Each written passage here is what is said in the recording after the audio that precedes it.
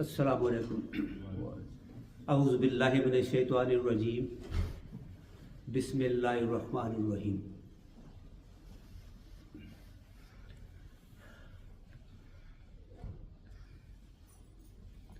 ان اللہ علی کل شیء قدیر.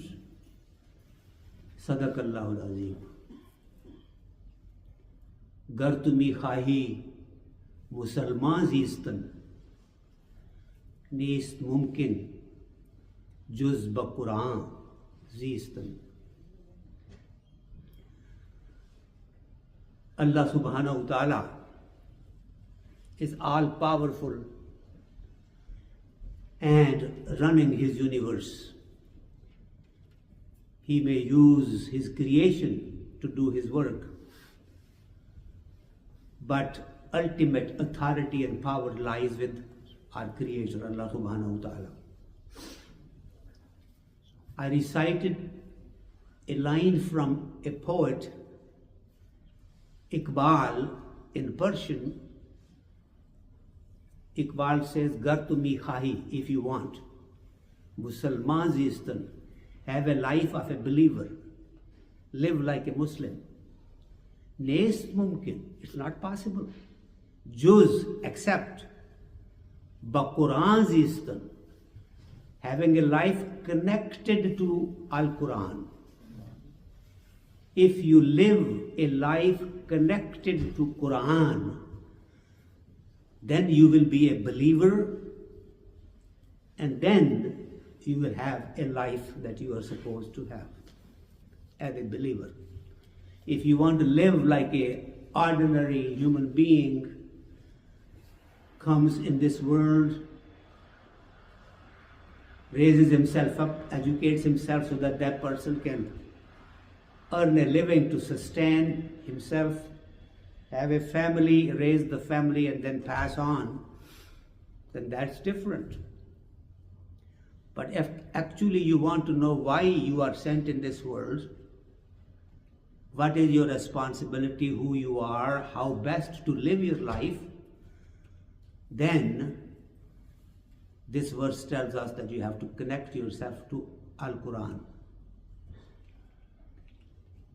Al-Quran has been mentioned as a rope from Allah subhanahu wa ta'ala to you. Hold on to it and you will get to Him.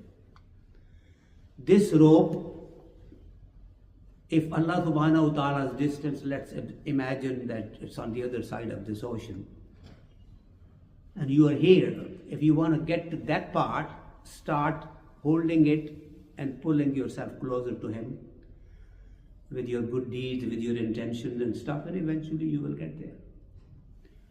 All spirits, all of us, were born long time ago in a different universe. One by one, then we join this physical body as we come in here on earth. Then physical body stays here and our spirit goes back to Allah subhanahu wa ta'ala.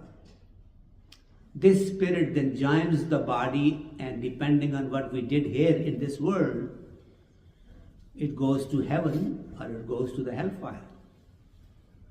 Our intention is to really go to heaven and be closer to Allah subhanahu wa ta'ala and closer to those people who Allah subhanahu wa ta'ala likes, like the martyrs, like the prophets, like the salihin, shuhada, and awliya Allah, the friends of Allah subhanahu wa ta'ala. Is that simple enough? Do you understand what I am saying? Not difficult at all. Now, Al-Quran we have with us right here today. The next couple of minutes I will talk about this book, Al-Quran,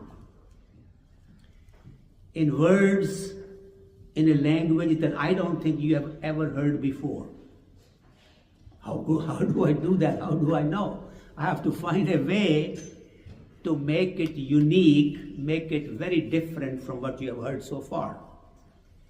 Now imagine, Allah subhanahu wa ta'ala tells us that this book, Al-Quran, is written in Lawh Mahfuz, a protected tablet, with him up in His realm that we don't understand where that is, up with Allah subhanahu wa ta'ala.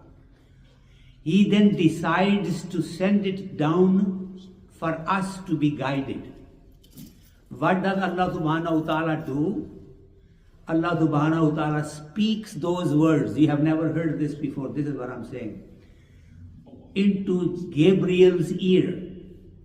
Jibreel alayhi salam hears that from Allah subhanahu wa ta'ala directly. The words chosen by Allah subhanahu wa ta'ala for that particular time. Jibreel comes, memorizes that and repeats those words to our beloved Prophet sallallahu alaihi wasallam, and he memorizes them. Nothing in the universe is like that.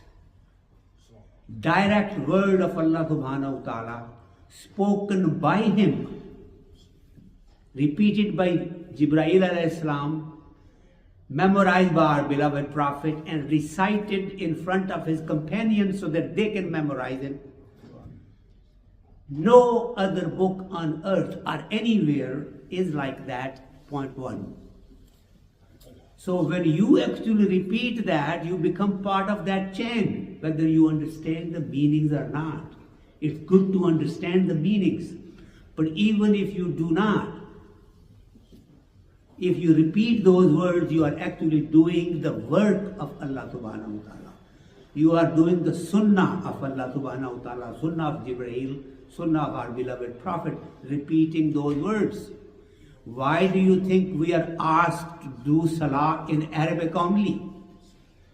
People could do salah in their language if they wanted to, if it was up to them. Allah subhanahu wa ta'ala did not arrange it that way. He arranged it so you repeat the words that the holy mouths have recited. The blessing from that can come to us, to you. If we feel that by our good deeds we will become worthy of heaven or Firdaus, we may be right, but we may not be so sure. But if we know that Allah subhanahu wa ta'ala can do whatever He wants, then Allah subhanahu wa ta'ala wants to forgive. He is looking for reasons to forgive us. He wants His creation to be saved. He wants to be merciful and kind to all His creation. And yet, we have to pay attention to that. Connect to Allah subhanahu wa ta'ala. The best way is Alqura'n. Now, one can talk about the characteristics of Alqura'n all one's life and yet not be able to touch its real depth, because this is words of Allah subhanahu wa ta'ala. Wisdom behind it is unimaginable. Give you an example. Allah subhanahu wa ta'ala in Alqura'n, 1440 some years ago, it's written about Pharaoh that I will save your body and make it as an example for the rest of the universe, rest of the world. And Pharaoh drowned like with his army when he was chasing Musa alayhi salam and his people, the Jewish people. He drowned. So far as everybody knows, everybody was drowned. Pharaoh was drowned too. Somehow his body was preserved. Hundreds and thousands of his soldiers perished. He was with them, he was in front of them, and he perished. Allah subhanahu wa ta'ala saved his body so that it becomes an example for others. And nobody knew that his body is saved. Now if somebody was to read Al-Quran, let's say 1300 years ago or 1200 years ago, they would think Al-Quran says that the Pharaoh's body will be saved. It's not saved, he had drowned. So Quran is wrong. Quran was not wrong. We had not really attained that kind of an ability yet. Pharaoh's body was discovered just a couple of centuries ago only, and now we know that it's there. Similarly, when Al-Quran said that all these planets, the earth and all that is circling in their own orbits, and then they have bigger orbits around, science could not understand that. People thought the earth was flat or whatever. And gradually the sciences keep now reaching up to the realities that are in Al-Quran. For one thing, I tell you about Al-Quran that we as Muslims have not yet researched very well. I want to give a 5 minutes silence here to get everybody's attention. 5 seconds silence. And that is words of Al-Quran, the way they are, where they sit, they are perfectly organized. They cannot be altered. They have a sequence that is unbelievably, unimaginably miraculous. Do you realize that the word month is mentioned 12 times in Al-Quran? Like 12 months of a year. And word day is mentioned 365 times in Al-Quran. Like the 365 days of a year. Did anybody know that? You find things like that in Al-Quran. It's amazing how every chapter, every surah, or every ayah has its own significance and sequence.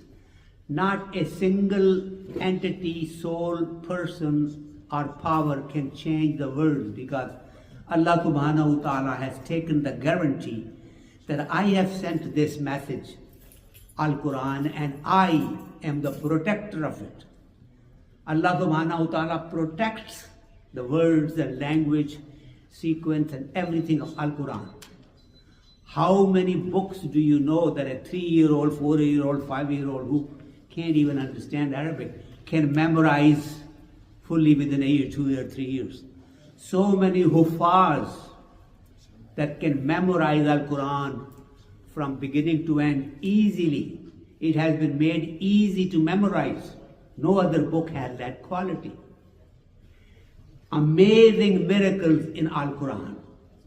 To keep it simple, try to connect yourself with Al-Quran. When you do that, you will be connecting yourself to Allah subhanahu wa ta'ala. And once you connect to Allah subhanahu wa ta'ala and pray to Him, ask for forgiveness for yourself and others that you love, then Allah subhanahu wa ta'ala is most forgiving and most kind. I challenge you now, regardless of your ability, approach Al-Quran with this perspective now, that you may be incapable of understanding it, but you're making an attempt to connect to it. Then Allah subhanahu wa ta'ala will open this up for us, and hopefully we'll be guided by it properly. May Allah subhanahu wa ta'ala give us the ability and the comprehension so that we can live by the principles that Allah subhanahu wa ta'ala has set out for us, for our forgiveness, for our salvation, and ultimately to be closer to Him. Jazakumullahu khair.